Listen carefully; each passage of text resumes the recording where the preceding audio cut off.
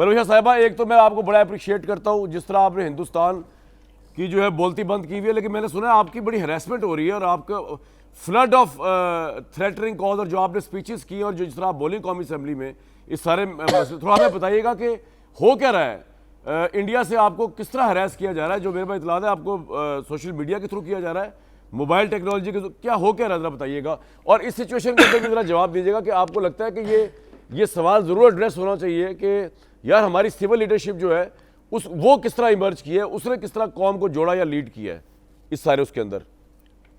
जनाब बहुत शुक्रिया। पहले तो मैं दोनों मेहमानों से ये गुजारिश करूंगी कि खुदा के वास्ते आप लोग कौम की इज़्ज़त रखें। अच्छी बात है हमारे चैनल ब्लॉक हो गए हैं, ये वहाँ वो हम देखते हैं कि क्या हो रहा है यहाँ, तो अच्छा हमारा मैसेज नहीं जाता। इस वक्त हमें एक जगह खड़े होकर एक यगानगत का मैसेज देना चाहिए।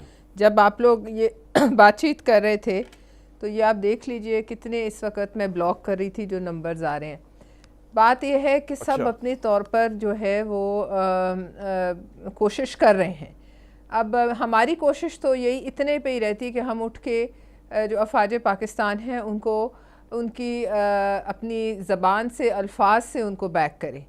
और जहाँ तक भट्टी साहब ने कहा जरदारी साहब क्या कर रहे हैं, तो जरदारी साहब ने शायद इनकी नज़र से नहीं गुजरा कि मंडे को जो चाइनीज़ एम्बेसडर से वो मिले थे तो उसमें जरदारी साहब ने, और ये इंडिया की क्विंट को मैं रिपोर्ट कर रही हूँ, जिन्होंने कहा है कि प्रेसिडेंट आसिफ अली जरदारी ये आप ख़ुद देख लीजिए से मुलाकात के बाद चाइनीज़ एम्बेसडर ने कहा हम आयरन क्लैड ब्रदर्स हैं और किसी भी जारहियत की जो है सूरत में पाकिस्तान चाइना के साथ खड़ा होगा।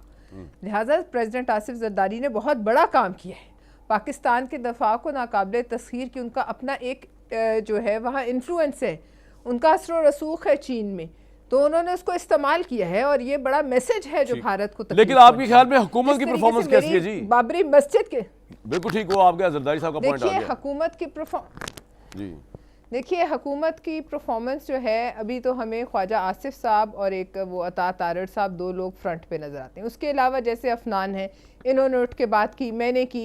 लेकिन एक बात यह है कि जिस अब कल रात 10:30 बजे से मुझ पर साइबर अटैक्स हो रहे हैं, मेरे पास कोई इसका जो है मेरे पास इसका रिजॉर्ट नहीं, बल्कि मैंने रात को अफनानुल्लाह को फ़ोन किया सेनेटर साहब को कि मुझे बताएं मैं क्या करूं। मैंने अपना व्हाट्सएप डिसेबल कर दिया, फ़ोन पर धमकियां। इंडिया से किस तरह आपको फोन आ रहे हैं मुझे समझ नहीं आ रही। और ये इतनी आईटी टेक्नोलॉजी आईटी मिनिस्ट्री आपने इतना बड़ा सिस्टम लगाया चाइना से लेके, जिसमें आप कह रहे हैं जी कंट्रोल कर लेंगे सोशल मीडिया को, तो वो कितना कंट्रोल?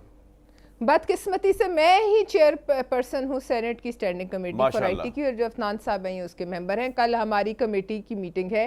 बात यह है कि एक साइबर वॉर भी है, एक साइबर वॉर है, और इस साइबर वॉर में हम क्यों ये जो है भाई जो इजरायली और अमेरिकन जो है प्लेटफॉर्म से पीछे नहीं हटते। इस मामले में मुझे लगता है कि हुकूमत की जो पॉलिसी है वो कमज़ोर है।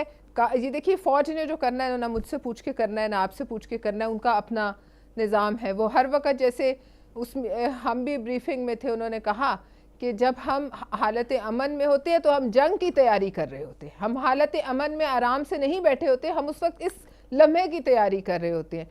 लिहाजा वो उस पर हमें इत्मीनान है, अगर एग्रेशन हुई तो इंडिया का तिया पांचा हो जाएगा, और मुझे तो कोई डर नहीं। देखिए हम में से हर एक को खुद खड़े होना पड़ेगा। कामरान शाहिद साहब, मुझे तो वजीर आजम की लीडरशिप की कोई खास इतनी जरूरत नहीं है, मैं खुद खड़ी होकर आपको प्राइम मिनिस्टर की लीडरशिप की जरूरत नहीं है, या आपको उनकी लीडरशिप नजर ही नहीं आती है, समझ नहीं आती? दो चीजें मुख्तलिफ है ना। देखिए बेहतर ये होता कि वो कौम से खिताब कर लेते, या वो कौमी असेंबली से खिताब करते, शायद उन्होंने नहीं किया कुछ। चले वो तो अब पता नहीं वो कब करेंगे या क्या नहीं करेंगे, और मियाँ साहब भी सामने आते तो एक बेहतर असर पड़ता है। लेकिन उसके बावजूद जंग उन्होंने भी नहीं लड़ी। लेकिन यार बात बताओ क्या है परवेज साहिबा, मैं आपको बात बताऊं, अफरान साहब माइंड कर देंगे अभी।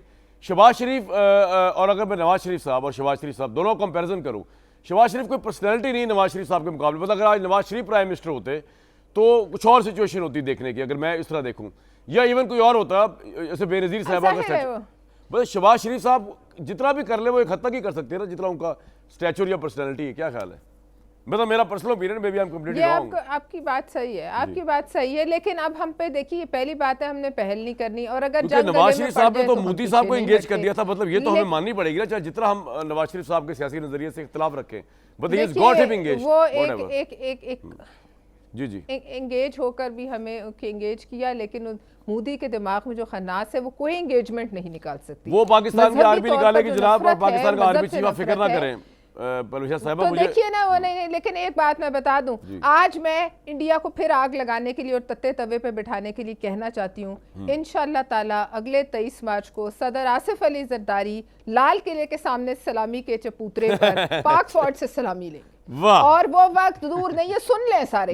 इन्होंने जिस तरह मुझे ट्रोल किया, जिस तरह मुझे डरा, जो लफ्जों की गोलाबारी से कौन डरती है वो असल गोलों से क्या लड़ेगी। वाह, दूसरी बात मैं आपको बताऊं कि अनकरीब इस बड़े सगीर पाको हिंद में एक ही यौम आज़ादी मनेगा 14 अगस्त इंशाअल्लाह ताला। और बाबरी मस्जिद बनेगी, मैं 100 दफा कहती हूँ बनेगी। तुम 500 कॉलें और कर लो, तुम जितना मर्जी डरा लो, अच्छा है, आप हम नहीं डरते। इंडियंस को तपाने के लिए सारी स्टेटमेंट्स दे रही हैं, बिल्कुल जबरदस्त बात है। मैं एक ब्रेक लूंगा। नहीं, मैं इस पे यकीन करती हूँ। आप बिलीव करती हैं? नहीं, अच्छी बात है, बिलीव करती है, अच्छी बात। यकीन करती